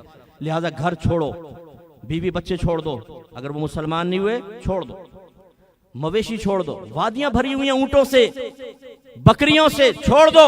अपने बागात छोड़ दो, खजूरों के लदे हुए बागात जो तिजारत करते हैं, क्योंकि जितने मुहाजिर साहबा थे तकरीबन ये बिजनेसमैन थे, जबरदस्त किस्म के, घर भरे हुए सामान से, छोड़ दो, तन तनहा निकलो और मदीने चलो। जरा भी तेवरी पे बल नहीं आए कि या रसूलल्लाह आपके कहने पर हमने अपना मजहब बदल लिया, हमने बिरादरियों को छोड़ दिया, खानदान को छोड़ दिया, अभी इतना सारा माल छोड़ दे। नहीं, किसी के कदम में लग़्ज़िश पैदा नहीं हुई, किसी के हाथ नहीं कांपे, किसी की तेवरी पे बल पैदा नहीं हुआ, कोई तज़ब्ज़ुब के आलम में नहीं आया, किसी ने निगाह नहीं छुड़ाई, या रसूलल्लाह हाजिर है लब्बैक, चल पड़े। मदीने पहुंचे, सरकार ने मदनी साहबा जो अंसारी कहलाते उन्हें फरमाया एक मुहाजिर भाई को अपना दीनी भाई बनाओ और अपना आधा माल उसको दो। अंसार साहबा वो थे जब बैत उक़बा सरकार लेते थे वादी उक़बा में, तो ये गए, इन्होंने कहा रसूल आप छुप के क्यों बैत करते हैं, आइए हम आपको इलाका देते हैं, हमारे पास आइए, अगर कोई आपके ऊपर तीर चलाएगा पहले हमारे सीने पे लगेगा, फिर वो आप तक पहुंचेगा, हम आपको प्रोटेक्शन फराम करते हैं, उसको मरकज बनाएं, वहां से आप तबलीग दीन करें। इसका कहने का मतलब यही था कि जो आपके दुश्मन हैं सबके सबब हमारे दुश्मन होंगे, सबके दुश्मनी मोल ले रहे हैं। सरकारों के कहने पर तशरीफ लाए, इतनी बड़ी कुर्बानी। पहले वो आराम से घूमते फिरते थे, अब खौफ, इस दरख्त के पीछे से तीर आ जाएगा, यहाँ से कोई मार देगा, यहाँ ये मसला होगा, बच्चे किडनैप हो जाएंगे, औरतों को अगवा कर लिया जाएगा, सारी टेंशन कबूल, सरकार को बुला लिया। अब सरकार ने इम्तिहान में डाला, अपना आधा माल अपने भाई को दे दो। हजरत साद, हजरत अब्दुर्रहमान बिन औफ रदी अल्लाह तआला अन्हु के दीनी भाई बने, तो अपनी दोनों बीवियां सामने खड़ी कर दी। उस वक्त पर्दे के अहकाम नहीं थे, कहा कि दो बीवियां हैं, एक को पसंद करें, मैं उसको तलाक देता हूं, उसका निकाह आपके साथ होगा, क्योंकि नबी ने फरमाया आधा माल दो, और ये मेरा कुल माल है, आधा आप ले जाइए, आधा मुझे छोड़ दीजिए। लेकिन अब्दुर्रहमान बिन औफ रदी अल्लाह तआला अन्हु पर भी कुर्बान जाएं, फरमाया अल्लाह तेरे माल में, तेरे अहल में बरकत अता फरमाए, बस मुझे बाजार का पता बता दे, मैं खुद ही कर लूंगा। वहां जाके कुछ अरसे में मालदार हो गए माशाल्लाह, ऐसे जबरदस्त बिजनेसमैन थे। अगर हमारे साथ ऐसा होता, हमारे पीर साहब कहते भाई देखो बेटा तुम्हारा एक पीर भाई लाहौर से आ रहा है, तो तुम ऐसा करो, कितना अकाउंट में पैसा है, हुजूर 50 लाख, तो 25 लाख उसे दे दो। हम चल पड़ते, पीर साहब कहते बेटा 25 लाख लेने जा रहा है, हम कहते नहीं हुजूर पीर बदलने जा रहा हूं। कौन दे 25 लाख रुपए भाई, ये कहां से पीर आ गया। अब देखें साहबे कराम की कुर्बानी कोई मामूली चीजें नहीं है। फिर सरकार ने फरमाया जाने कुर्बान कर दो, तलवारें निकाल कर मैदान में आ गए, किसी की आंख बाहर आई है, किसी का हाथ कटा है, किसी का पैर कटा है, किसी की आंतें बाहर आ गई हैं, लेकिन अपने नबी करीम सल्लल्लाहु अलैहि वसल्लम के अहकाम की पैरवी में उन्होंने इस तरह किया। हत्ता कि जब ग़ज़वा बदर हुआ, सैयदना सिद्दीक़ अकबर रज़ी अल्लाह तआला अन्हु मुसलमान हैं, आपके साहबजादे जो बाद में माशाल्लाह ईमान लाए और सहाबियत का दर्जा हासिल किया, अब्दुर्रहमान, ये मुखालिफों की तरफ से आए हैं। फतह मुसलमानों को हो गई, अब्दुर्रहमान रदी अल्लाह तआला अन्हु मुसलमान हुए तो वालिद साहब के पास बैठे हुए थे, कहने लगे अब्बा जान ग़ज़वा बदर में कई मर्तबा आप मेरी तलवार के सामने आए, लेकिन बाप का ख्याल करके छोड़ दिया। सिद्दीक़ अकबर रदी अल्लाह तआला अन्हु ने फरमाया खुदा की कसम अब्दुर्रहमान तू एक मर्तबा भी मेरी तलवार के साए में आता तो तेरी गर्दन उड़ाने में देर ना करता। रूठती है खुदाई तो रूठे, खुदाई से मुराद अल्लाह के मां सिवा को खुदाई कहते हैं, जितना अल्लाह ने मखलूक पैदा इसको खुदाई का नाम देते हैं, उर्दू के अंदर याद रखिएगा। रूठती है खुदाई तो रूठे, तेरा रिश्ता नबी से न टूटे, दे सुन ए दीवाने प्यारे नबी के, ये इश्क है तमाशा नहीं है। हमारे नबी ने साहबे किराम को फरमाया अकीदे बदल लो। मैं आपको अकीदे बदलने का नहीं कहता, लेकिन आपके नबी का पैगाम पहुंचाता, अपने अकीदे की दुरुस्तगी कर लो। आप में से कितने ऐसे हैं जिन्होंने अकीदा बाकायदा किसी आलिम से पढ़ा है, किसी किताब से समझा है, जो घर में हो रहा है वो हमारा अकीदा है, जो हमारे बड़ों ने किया वो सही अकीदा, हम जन्नती हो जाएंगे। मैं नहीं कहता हूं कि आपके बड़े गलती करते रहे हैं, जो आपके घर में हो रहा है गलत हो रहा है, लेकिन एक दफा जांचे तो सही, एक दफा परखे तो सही। हो सकता है कोई नजरिया, कोई सोच, कोई फिक्र, कोई अकीदा गलत सरायत कर गया हो और हम जहन्नमी हो जाए, लेकिन मुसलमान इसके लिए तैयार नहीं, क्योंकि वक्त निकालना पड़ेगा और पढ़ना पड़ेगा। सरकार ने साहबों को हिजरत का कहा, यह हकीकी हिजरत थी कि एक इलाके को दीन के लिए छोड़कर दूसरे इलाके में मुंतकिल हो जाना। उलमा ने फरमाया हिजरत की और भी किस्में हैं। वो ये कि अगर गंदा जहन है तो पाकीज़ा ज़हनी की तरफ हिजरत करना, अगर निगाहों में गंदगी भरी हुई है तो निगाहों में पाकीज़गी पैदा करना, अगर कलाम में गंदगी है तो पाकीज़ा कलाम करना, अगर सोहबतें गंदे लोगों की हैं तो अच्छे लोगों की सोहबत की तरफ जाना, अगर मजालिस गंदी हैं तो हमारे मोबाइल फोन की कॉन्टेक्ट लिस्ट में शायद ही किसी आलिम और मुफ्ती का नाम हो या किसी नेक आदमी का। बादों का सारे के सारे एक से एक बढ़कर माशाल्लाह दुनिया के अंदर अफलातून और अरस्तु, उन सब के नंबर हमारे इसमें होंगे। हम रातों में जब बैठते हैं अपने दोस्तों के साथ, माँ बहन की गालियां, फुला की बीवी, फुला की बेटी, फुला की बहन, ये फिल्म वो फिल्म, इस तरह की हमारी सोहबतें हैं। अगर हम हराम जरिए से रिस्क कमा रहे हैं, चूंकि लाइफ स्टाइल चेंज हो चुका है, बच्चे उसकी वजह से इज्जत पा रहे हैं, अच्छे स्कूल में पढ़ रहे हैं, बीवी सोने में पीली होकर जब शादी ब्याह के अंदर जाती है तो औरतें उसको बड़ा वीआईपी प्रोटोकॉल देते हैं, एक अच्छे पोश इलाके के अंदर बंगला भी बन चुका है। अब आप मुफ्ती साहब ये कह रहे हैं कि हम हिजरत करें रिस्क हराम से रिस्क हलाल की तरफ, देखेंगे आखिरत में देखा जाएगा। हम तो तैयार नहीं है इसके लिए। हमारी जबान की पाकीज़गी कहाँ है? बात के शुरू में माँ बहन की गाली, दरमियान में गाली, आखिर में गाली। मैं तो बड़ा हैरान होता हूँ, आप कहते हैं मेरा दोस्त है और वो आपकी माँ के ऊपर गंदे गंदे इल्जाम लगा रहा है गाली की शक्ल में। अब वो गाली तो मैं बोल के नहीं सुना सकता, लेकिन आप उनके मफहूमात पे गौर करें। वो कभी आपके वालिद को गालियां दे रहा है, कभी आपकी माँ के किसी गैर मर्द के साथ ताल्लुक को बयान कर रहा होता है, और हम उसके मफहूम को नहीं देखते। हम कहते हैं यार दोस्त है, मजाक में कर रहा है, ताली मार दी साहब। और इसी तरह हम किसी के उसको भी ऐसे कह रहे होते हैं। आपके नबी ने फरमाया सहाबा कराम से, कोई अपने माँ बाप को गाली ना दे। वो बड़े पाकीज़ा नफूस थे। हो सकता है हमें कोई बदबख्त ऐसा बैठा हो जो माँ बाप को गालियां भी बकता और मारता भी हो, इसके जहन्नमी होने में कोई शुबा नहीं है अगर ये तौबा ना करे तो। सरकार ने फरमाया कोई अपने माँ बाप को गाली ना दे। सहाबा कराम ने इसकी रसूलल्लाह कौन अपने माँ बाप को गाली देगा? फरमाया जब तुम किसी के माँ बाप को गाली देते हो तो वो तुम्हारे माँ बाप को गाली देता है। यानी कहने का मतलब यह है कि जब तुम किसी के माँ बाप को गाली देकर अपने माँ बाप को गाली दिलवाते हो तो ये ऐसा ही है जैसे खुद अपने माँ बाप को गाली दे रहे हो। लड़ाई झगड़े में भी ऐसे होता है ना, फौरन माँ बहन पे पहुंच जाते हैं। मियाँ बीवी के झगड़े में भी हमने देखा है, भाई तुम्हारा आपस का झगड़ा थोड़ा नहीं करो, बहुत अच्छा है, चलो हो गया, आपस में रखो। फौरन शौहर उसके माँ बाप तक पहुंचेगा, वो भी मरहूम वालिदैन तक, तो बीवी भी गुस्से में आती है, खबरदार जो मेरे माँ बाप को कुछ कहा, क्या कर लेगी तू? कहेगी चल मैं भी बोलती हूँ। ये दोनों गुनाहगार। तो आएंगे हम पाकीज़गी की तरफ कि गालियां छोड़ दें, गलीज़ फहश बातें करना छोड़ दें? क्या हम हिजरत करेंगे बेअमली से अमल की तरफ? इसका भी तो तकाजा है। ये भी तो तिजारत हमें करनी चाहिए, ये हिजरत हमें करनी चाहिए। हम बेनमाजी हैं तो नमाजी बने। कितने हम में से, मैंने जैसे अभी कहा, बहुत से 5 वक्त नमाजी नहीं होंगे। बाद हमें मिलते हैं मुफ्ती साहब 5 वक्त तो नहीं पढ़ता हूँ लेकिन 2 कभी नहीं छोड़ता हूँ। एक इनका भी उस्ताद होता है, कहते हैं साहब 5 नहीं पढ़ता, जुमा आपके भाई ने कभी नहीं छोड़ा। एक इनका भी उस्ताजुल असातिज़ा होता है, वो कहते हैं मुफ्ती साहब जुमा भी नहीं पढ़ता लेकिन ईद आपका भाई कभी नहीं छोड़ता। भाई बड़ा तू एहसान कर रहा है दीन इस्लाम पर, बड़ा तूने कारनामा किया। रिस्क अल्लाह का खाएं, उसके दुश्मन शैतान की बात माने, ये हम क्यों नहीं करते हैं? हालांकि आपके नबी ने फरमाया अगर तुम्हारे घर के सामने एक नहर बह रही है और 5 मरतबा तुम उसमें गुस्ल करो तो बताओ तुम्हारे जिस्म पे कोई मैल बाकी रहेगा? साहबे कराम ने अर्ज़ की नहीं। फरमाया बस जब तुम 5 नमाजें पढ़ते हो तो अल्लाह ताला तुम्हें गुनाहों से बिल्कुल पाको साफ कर देता है। और फरमाया सबसे पहले बरोज़ क़यामत तुमसे तुम्हारी नमाजों के बारे में पूछा जाएगा। अगर ये कंप्लीट हुई तो आगे आसानी है, अगर इसमें कमी हुई तो आगे खसारा है। लेकिन चूंकि इसके साथ कोई मादी चीज वाबस्ता नहीं है, इसके साथ कायदे आजम मोहम्मद अली जिना साहिब तशरीफ फरमा नहीं है, इसलिए कोई तवज्जो नहीं है। अगर आप ही गवर्नमेंट ऑफ पाकिस्तान ऐलान कर दे जो फजर की नमाज पढ़ेगा वो भी बाजमात उसको 1 लाख रुपए रोजाना मिलेंगे, कोई घर में सोता नजर आएगा? अब तो माँ भी जागती रहेगी डंडा हाथ में संभाल के कि नहीं सो गई तो फजर निकल जाएगी मेरे बेटे की। 1 लाख एक बेटे के, 2 लाख, 3 लाख, सरताज के 4 लाख।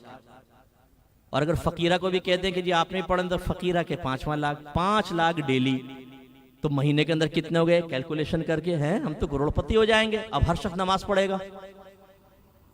लेकिन चूंकि आपके नबी फरमा रहे हैं कि कुर्रतु ऐनी फिस्सलाह, नमाज में मेरी आंखों की ठंडक है। यानी जब तुम नमाज पढ़ते हो तो मेरी आंखें ठंडी हो जाती हैं, मेरा दिल खुश होता है अपने सहाबा को नमाज पढ़ते हुए देखकर। बुखारी उठा के पढ़ें, बिल्कुल सरकार वफात के करीब हैं, इतनी नकाहत तारी हुई कि आप मुसल्ले पर भी नहीं आ सकते थे। तो सिद्दीक अकबर रज़ी अल्लाह ताला अन्हु को हुक्म दिया था कि आप नमाज पढ़ाएं। सहाबा कहते हैं सिद्दीक अकबर नमाज पढ़ रहे थे, हम पीछे खड़े हुए थे, अचानक हुजरे का पर्दा हटा, हमने उस तरफ देखा, मेरे आका बाहर थोड़ा सा यूं झांका, रोशन चेहरा मेरे आका का बाहर आया और सरकार मुस्कुराए, खुश हुए और फिर अंदर चले गए। इसे एक बात तो ये पता चली कि सरकार नमाज पढ़ते हुए देखकर जब साहबा नमाज पढ़ रहे हैं बड़े खुश हुए और देखने आए हैं कि मेरे मुजाहिदीन, मुझसे मोहब्बत करने वाले अपनी मोहब्बत का कैसा अमली सबूत दे रहे हैं। और दूसरा अकीदा ज़हन में रखिएगा, सहाबा किराम नमाज पढ़ रहे थे अल्लाह ताला की, नमाज में तवज्जो होनी चाहिए अल्लाह ताला की जानिब, लेकिन जब मुस्तफा नजर आए तो उन्होंने सब ने चेहरे इधर को कर लिए और सरकार को देखा। और रावी कहते हैं कुछ साहबा ऐसे थे करीब था कि अपनी नमाज तोड़ देते और भाग के सरकार के पास पहुंच जाते, लेकिन फिर वो रुके। लगाओ शिर्क का फतवा, बोलो इनको मुशरिक लगा सकते हैं कोई? अगर कोई ये कहे कि नमाज में नबी करीम सल्लल्लाहु अलैहि वसल्लम का ख्याल लाना अपने गधे और बैल के ख्याल में डूब जाने से बदतर है, और जब लॉजिक पूछी जाए कि आपने क्या बदतमीजी वाला जुमला लिखा है और जवाब में वो ये कहे भाई ये इसलिए लिखा है कि गधे का ख्याल आएगा तो ताजीम के साथ नहीं होगा, तो ताजीम इलाही में कोई फर्क नहीं आएगा, लेकिन नबी का ख्याल लाओगे तो ताजीम के साथ आएगा, तो अल्लाह की ताजीम में फर्क आएगा। तो फिर मैं आपसे पूछता हूँ, सहाबे कराम ने जो दर देखा और इज्जत के साथ, ताजीम के साथ, अदब के साथ, बताओ यहां पर अल्लाह के ताजीम और अदब में कमी हुई थी कि नहीं हुई थी? अगर हुई थी तो फिर अल्लाह के नबी क्यों खामोश रहे? एक हदीस से तकरीर होती है, याद रखें, कौली हदीस, एक अमली या फेली हदीस होती है, करके दिखाते हैं, और एक होती है तकरीरी हदीस। तकरीरी का मतलब ये होता है कि नबी करीम किसी अमल को देखते हैं, किसी बात को सुनते हैं और उसको गलत नहीं कहते, खामोश हो जाते हैं, तो आपकी खामोशी इस बात की दलील होती है कि वो अमल या वो कौल बिल्कुल जायज है। तकरीर माना होता है पुख्ता करना, तो गोया कि उसके जवाज को आप अपनी खामोशी से पुख्ता कर देते हैं। सरकार सल्लल्लाहु अलैहि वसल्लम ने देखा और चले गए, ये नहीं फरमाया जिसने मुझे नमाज में देखा उसने अल्लाह की ताजीम में कमी की, क्योंकि मेरी तरफ अजमत के साथ, ताजीम के साथ देखा, अपनी नमाज को लौटाओ। नो, बल्कि नमाज में नबी का ख्याल आने से यकीनन सहाबा की नमाज और बाइस से बरकत हुई। और जिम्नन में अर्ज कर देता हूं, अगर से मौजू नहीं लेकिन ये आएगी तो बरकत के लिए सुने। सरकार आखिरी उम्र के स्टेज पर हैं, बीमार हो गए, फरमाया, सॉरी ये दूसरी रिवायत है, दूसरी सुनाता हूं। सरकार दो कबीलों में लड़ाई हो गई, सरकार सुलह के लिए तशरीफ ले गए, जोहर का वक्त आ गया, अब पता नहीं था सरकार आएंगे कि नहीं, तो सहाबा किराम ने हजरत सिद्दीक अकबर रज़ी अल्लाह ताला अन्हु से अर्ज की, हुजूर आप नमाज पढ़ाएं, क्योंकि जब सरकार नहीं होते तो सब आप ही को आगे किया करते थे, और ये आपकी खिलाफत की तरफ इशारा भी था कि आप खलीफा अव्वल बनेंगे। सिद्दीक अकबर ने नमाज शुरू कर दी, इतने में सरकार तशरीफ ले आए। अब नबी के लिए ये मुनासिब नहीं होता कि वो पीछे खड़ा हो, सरकार सफों के दरमियान से निकलते गए, जहां से निकलते थे लोग हटते, सरकार आगे बढ़ते रहे। और रावी कहते हैं कि हजरत सिद्दीक अकबर रज़ी अल्लाह ताला अन्हु जब नमाज पढ़ते थे दाएं बाएं बिल्कुल मुतवज्जे नहीं होते थे, तो सहाबा ने यूं हाथ मारने शुरू किए ताकि सिद्दीक अकबर को पता चले सरकार आ गए हैं। तवज्जो टोटल सरकार की तरफ हो गई, हत्ता कि सरकार मुसल्ले के करीब आ गए। अब वो सिद्दीक अकबर ने जब शोर हुआ, थोड़ा सा आवाजें ज्यादा हुई, तो देखा सरकार खड़े हुए, पीछे हटना चाहा, सरकार ने इशारा किया सिद्दीक पढ़ाओ, लेकिन गुलाम कैसे खड़ा हो, आका साथ है, पीछे आ गया। सरकार ने आगे बढ़कर नमाज पढ़ाई, जब मुकम्मल हो गई तो फरमाया कि सिद्दीक हमने तो आपको इशारा किया था कि नमाज पढ़ाएं, क्यों पीछे आ गए? अर्ज की कि मेरे नबी खड़े हों और अबू क़िहाफ़ा का बेटा नमाज पढ़ाए। सिद्दीक अकबर तो हालत नमाज में नबी की ताजीम में पीछे हो जाएं तो शिर्क के फतवे जारी ना हो, बल्कि क़यामत तक के लिए अदब हो। और कोई ये कहे कि नमाज में नबी का ख्याल लाए तो शिर्क और बिदअत हो जाएगा, ये गलत ख्याल है, इसको निकालना होगा। तो हमें हिजरत करनी होगी, नमाज की तरफ आए, रमजान के रोजे रखें। मैं यूके गया, एक बॉडी बिल्डर लड़का बैठा हुआ इस तरफ, बयान में कर रहा था, खत्म हुआ, क्वेश्चन आंसर सेशन हुआ जी, मैं क्वेश्चन करना, पूछो भाई। कहने लगा असल में भूख मुझसे बर्दाश्त नहीं होती तो मैं रोजे नहीं रखता, क्या हुक्म होगा? मैंने कहा यार तू इतना लंबा चौड़ा आदमी, फिर उसको शर्म और गैरत दिलवाई। अल्लाह ताला की इताअत से साहबा ने तो गर्दनें कटवाई और हमें गुटखा रोक लेता है, एक सिगरेट रोक लेती है। बोलते हैं मुझसे बर्दाश्त नहीं होता रोते में। मेमपुरी पता नहीं कौन कौन सी और जेएम और पता नहीं कौन कौन सी दांत इतने गलीज, यूं खा के हंसते भी नहीं सही ना। अबे दांत तो खोल भाई। नहीं, वो दांत क्यों खोलेगा, इतने गलीज और गंदे दांत। अल्लाह के नबी तो बिल्कुल वफात के वक्त भी मिसवाक कर रहे थे। इतना सफाई का ख्याल, सफाई निस्फ ईमान है। सैयदा आयशा कहती हैं कि अल्लाह ताला ने आखिरी वक्त में नबी करीम और मेरे लुआब को एक जगह जमा कर दिया था, ऐसे कि सरकार मेरी गोद में थे, आखिरी टाइम था, मेरे भाई अब्दुर्रहमान आए, उनके हाथ में मिसवाक थी, सरकार ने मिसवाक को देखा, मैं समझ गई मेरे सरताज मिसवाक करना चाहते हैं। मैंने उनसे मिसवाक ली, उसे अपने दांतों से चबा के नरम किया और सरकार को दी, सरकार ने उसको अपने दांतों में फेरा। ये तालीम उम्मत के लिए था, वरना खुदा की कसम मेरे आका को मिसवाक की जरूरत नहीं थी। मिसवाक से मेरे आका का मुंह खुशबूदार नहीं होता था, मिसवाक खुशबू पाया करती थी। ये हमारी तालीम के लिए था। और हमारे दांत इतने गंदे, 3 फुट के फासले पे खड़े हो तो स्मेल आती है सामने से। दांत खोल दे तो इतने गलीज, क्या बच्चे डर जाएं कि ये क्या है, दांत है क्या चीज है, लाल गंदे पीले। ये हमारे नबी का तरीका नहीं है। अच्छा, अब आप ये भी नहीं कीजिएगा कि पड़ोसी को मारें, तेरी बात हो रही है भाई, खुदा के वास्ते ये मत कीजिएगा। कोई भाई ऐसा बैठा हो तो मैं अर्ज कर रहा हूं, आप उस पर टॉन्टिंग करके ऐसा नहीं कीजिएगा, वो बेचारे को और ऐसा कर दें। तो हम तैयार हैं इसके लिए कि हम ये चीजें छोड़ें और इस तरफ आए।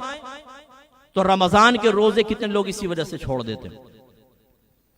क्या हम तकब्बुर छोड़ के आजिज़ी की तरफ हिजरत करने के लिए तैयार हैं? मेरे आका सल्लल्लाहु अलैहि वसल्लम कभी मदीना मुनव्वरा में जा रहे होते, कनीज आती, छोटी बच्चियां सरकार के हाथ पकड़ लेती, कहती हैं अल्लाह के रसूल हमें कुछ काम है, हमारे साथ चलिए। सरकार कहते चलो, उनके काम के लिए तशरीफ ले जाते। खादिम थक जाता, उसके साथ मदद करते थे, चक्की पीस लिया करते थे, अपना सौदा सलफ खुद बाजार से लेकर आ जाते थे। इतनी आजिज़ी इनकी सारी। और हमारे अंदर तकब्बुर और गुरूर टूट टूट के भरा होता है, कूट कूट के भरा हुआ है। कभी माल का, कभी तालीम का, कभी मनसब का, कभी सोर्सेस का। उसके जवाब में भी नतीजे निकलता है, किसी के मुंह पर तमाचा मारते हैं, किसी को जेल में डलवा दिया, किसी के दांत तोड़ दिए। और खास तौर पे जितने यहाँ टार्जन ऐसे बैठे हुए हैं जो बीवियों के ऊपर रौब जमाते हैं। बाहर अखलाक का आलम ये होता है कि सब कहते हैं जी साईं क्या ले जाए आपका, इतना अखलाक आपका। और घर में देखें तो सुल्तान राही बना होता, गंडासा लेके पहुंचता, थोड़ दरवाजे को लात। एक बच्चा टेबल के नीचे, बच्ची पर्दे के पीछे, क्या हो भाई, सुल्तान राही आ गया भाई। ओ काई, ये तेरी वो मदर सिस्टर एक कर देता है बहन की, मारना पीटना, पांव की जूती समझा हुआ है।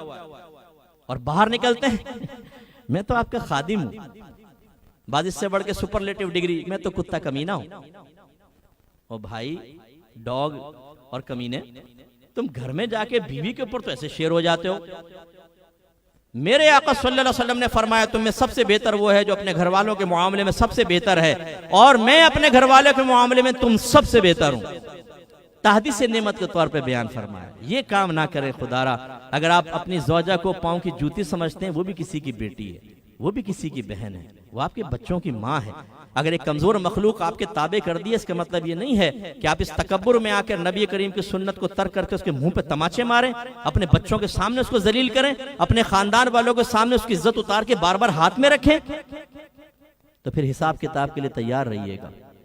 एक सहाबी नबी करीम सल्लल्लाहु अलैहि वसल्लम के पास आया, या रसूलल्लाह मेरे गुलाम गलतियां करते हैं और मैं उनको मारता हूं, मेरा और इनका क्या हिसाब होगा? सरकार सल्लल्लाहु अलैहि वसल्लम ने फरमाया बरोज़ क़यामत तुम दोनों को तराजू के पास खड़ा किया जाएगा। तेरे गुलामों की गलतियां एक पलड़े में रखी जाएंगी और तेरी सजा दूसरे पलड़े में रखी जाएगी। अगर दोनों बराबर हुई तो ना लेना ना देना। अगर उनकी गलतियां ज्यादा, तेरी सजा कम होगी तो उनकी नेकियां निकालकर तेरे नामे अमाल में डाली जाएंगी। और अगर तेरी सजा ज्यादा हुई और उनकी खता कम हुई तो तेरी नेकियां निकालकर उनके नामे अमाल में डाली जाएंगी। वो सहाबी रोते हुए चले। आप अंदाजा करें, बाद वक़्त हमारे बेतकल्लुफ़ दोस्त हमें तकलीफ पहुंचाते हैं, हम इसलिए इग्नोर कर देते हैं, यार दोस्त है कोई बात नहीं, लेकिन उससे कहीं कम दर्जे की गलती बीवी से हो जाए तो हम उसकी मां बहन एक कर देते हैं। वो बेचारी 4-4 घंटे चूल्हे के सामने खड़े होकर गर्मी में जलकर हमारे लिए खाना बनाती है, और मौसूफ को खाना पसंद नहीं आया, नमक तेज हो गया, मिर्चें तेज हो गई, गोश्त नहीं, तो बाद औक़ात तो प्लेट लेके मारते हुए देखा गया, मुंह पे मार देते हैं, प्लेट उठा के फेंक देते हैं और 4 गालियां देकर निकल जाते हैं घर से बाहर। क्या कर रहे हैं आप? ये अखलाक हमारे नबी को तो नहीं। तो जो ऐसे टार्जन भाई तशरीफ फरमाए, बरोज़ क़यामत होगा ये कि आपकी ज़ौजा खड़ी होंगी और आप, ज़ौजा की गलतियां एक तरफ और आपकी मार पीट, गाली गलोच, जलील करना और मेके छोड़ने की और तलाकों की धमकियां देना एक तरफ। अब हिसाब किताब स्टार्ट होगा। हज़रत अबू मसूद अंसारी रज़ी अल्लाह तआला अन्हु कहते हैं, मैं अपने गुलाम को हंटर से मार रहा था, तो मुझे पीछे से आवाज आई, ए अबू मसूद, जितना तुझे इस गुलाम पे कुदरत हासिल है, अल्लाह तबारक व तआला को तुझ पर इससे कहीं ज्यादा कुदरत हासिल। कहते मैंने पलट के देखा तो रसूलुल्लाह सल्लल्लाहु अलैहि वसल्लम तशरीफ फरमा थे। मेरा हैबत की वजह से दिल कांप गया और मेरे हाथ से हंटर गिर गया। कहते मैंने फौरन कहा, या रसूलल्लाह मैं आपको गवाह बनाता हूं, मैंने अपने गुलाम को आजाद किया। मेरे आका ने फरमाया, अगर तू अपने इस गुलाम को आजाद ना करता तो तू जहन्नम में जाता। तो अपने मातहत पर जुल्म करने वाले थोड़ा सा गौर कर। एक सहाबी आए, अच्छा क्या करें अब, ये तर्ज भी इख्तियार कर लें, ये ही नहीं मैं कह रहा हूं, ये भी इख्तियार कर लें। एक सहाबी आया, रसूलल्लाह मेरे गुलाम गलतियां करते हैं, क्या करूं? फरमाया दरगुजर कर दिया करो, मुआफ कर दिया करो। फरमाया मैं करता हूं, फिर गलती करते हैं। फरमाया फिर मुआफ कर दिया करो। कहा मैं फिर माफ करता हूं, फिर गलतियां करते हैं। सरकार ने फरमाया फिर मुआफ कर दिया करो। तो कहने लगी, रसूलल्लाह आखिर में कब तक उसको मुआफ करता जाऊं? सरकार ने फरमाया उस वक्त तक जब तक तेरा रब तेरी खताओं के बावजूद तुझसे दरगुजर करता चला जा रहा है। कितनी प्यारी तालीम है आपके नबी की। आइए आर्जी की तरफ। अल्लाह ने आपको अगर मनसब दिया है, आर्जी, अपने माताहतों को प्यार दें, शफकत, वो इखलास से काम करेंगे।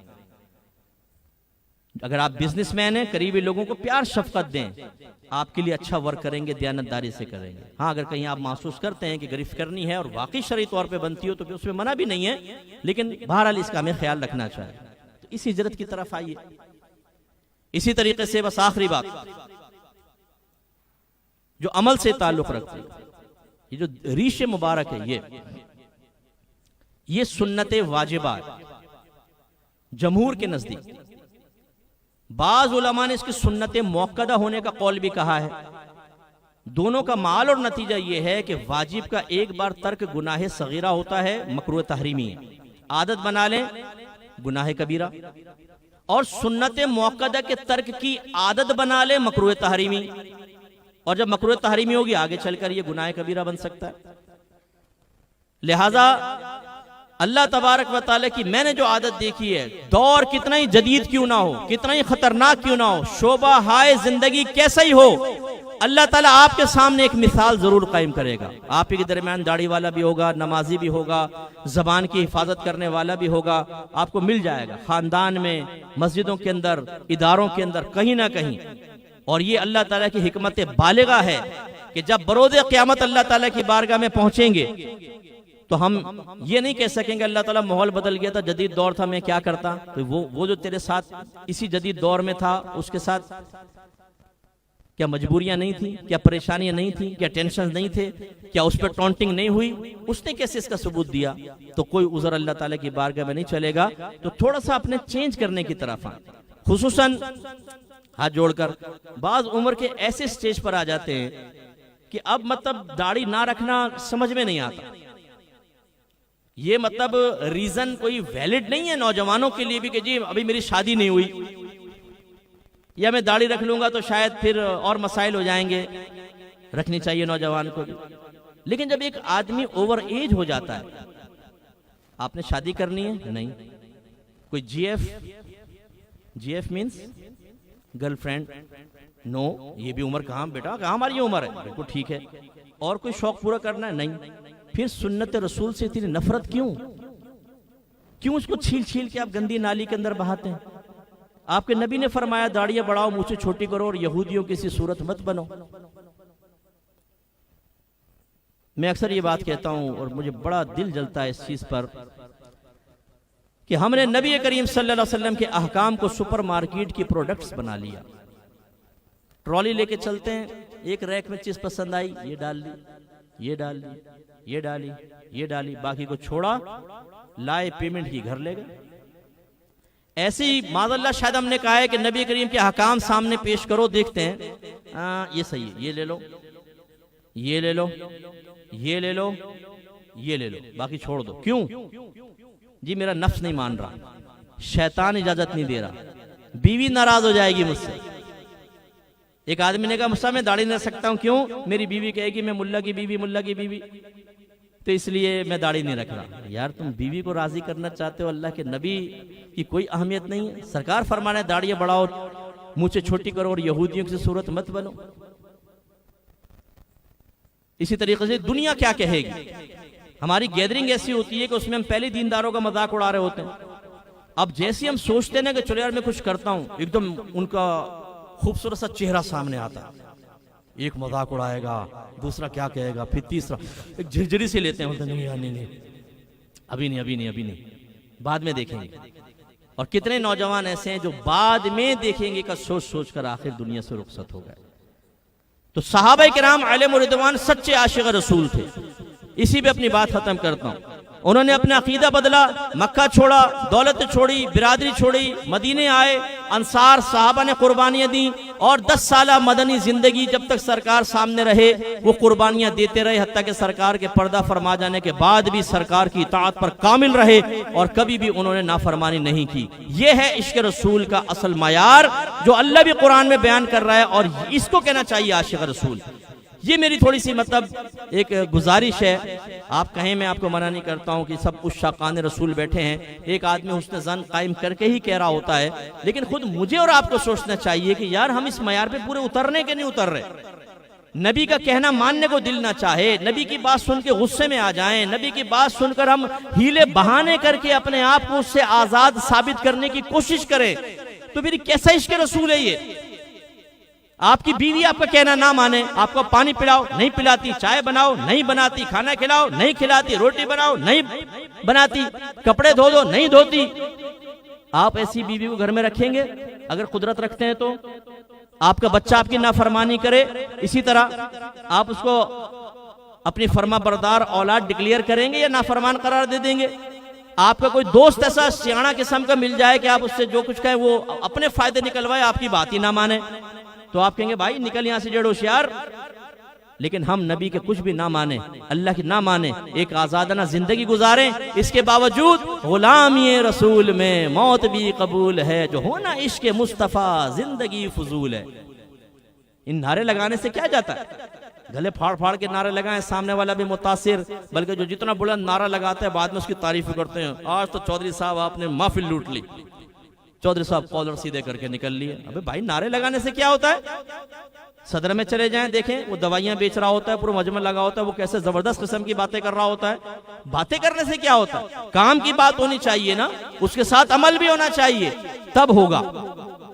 इसलिए खुदारा इन महाफिल के इनेकात के मकसद को समझें, अपने नबी की अजमत को समझें, अपने नबी की मोहब्बत को अपने दिल में हकीकतन पैदा करें, जो खुद ये तकाजा करे कि नहीं, जब माँ का हुक्म नहीं टाल सकते तो नबी का कैसे, जब बाप का हुक्म नहीं टाल सकते तो नबी का कैसे, जब जज और वकील का हुक्म नहीं टाल सकते तो नबी का कैसे, जब अपने अफसर का हुक्म नहीं टाल सकते तो नबी का कैसे। नबी की अजमत का तकाजा है कि हुक्म माना जाए। और जब आप फर्स्ट स्टेप पे उठाएंगे कि आपकी ज़हन साजी हो जाएगी, इंशाअल्लाह फिर आप अपने अंदर रूहानियत और नूरानियत महसूस करेंगे। फिर सेकंड स्टेप, फिर थर्ड, फिर फोर्थ, अल्लाह आपको बरकत देगा। फिर आप अपने औलाद की भी अच्छी तरबियत कर सकेंगे, आपके बच्चे आपकी मिसालें देंगे, मैदान माशर में पूरी फैमिली आपके साथ होगी और इंशाअल्लाह सरकार आपको इशारा फरमाएंगे जन्नत में जाओ। यूं नहीं होगा कि आपको खड़ा करके हिसाब किताब हो रहा होगा। तो मैं उम्मीद रखता हूं कि जो मैंने बातें कही नाराज मत होइएगा, इसको बयान की दफा और सुन लें, दूसरों को सुनने के लिए दें। आज जब आप बिस्तर पे लेट जाएं तो थोड़ा सा हम अपनी अमली हालत, अपनी जहनी कैफियत, अपनी आँखों, अपने ज़बान के इस्तेमाल, अपने रिस्क के हुसूल के ज़राए, अपनी गैदरिंग्स, अपने सर्कल, अपने दोस्तों की ज़रा अमली हालत को अपने जहन में लाकर सोचिए, अगर आज आपको मौत आ गई तो कब्र में क्या होगा। ये जरूर सोचिएगा। अगर आज आप मर जाते हैं, कितने दोस्त आपकी कब्र पर आएंगे, चले ये भी एक आखिर में सोच देता हूँ, मैं लड़वाना नहीं चाहता हूँ, अल्लाह ना करे, लेकिन आप ये करके देख लीजिएगा। बस खत्म, टाइम हो गया। आप अपने दोस्त से पूछिएगा, यार जनाजे की दुआ पढ़ा बताना जरा, और जनाजा कैसे पढ़ते हैं उसका तरीका बता। जो करीबी दोस्त है ना उनसे पूछिएगा। मुझे गालिब गुमान है कि बहुत सारे कहेंगे नहीं पता। इसका मतलब है वो ये कह रहे हैं जब तुम मरोगे ना, दूसरे तुम्हारे लिए दुआए बख्शिश और मग़फ़िरत कर रहे होंगे, मैं जिगरी यार खाली हाथ बांध के इधर और इधर देखकर ये कह रहा हूँ, जो इमाम की नीयत वो मेरी नीयत, जो इमाम पढ़े वो मैं पढ़ूँ। ये सबसे आसान ये तरीका। यानी ऐसे हम लोगों के साथ रहकर अपनी ज़िंदगी को ख़राब कर रहे हैं। अमल की तरफ आएँ, हकीकी इश्क की तरफ आएँ। मेरे लिए भी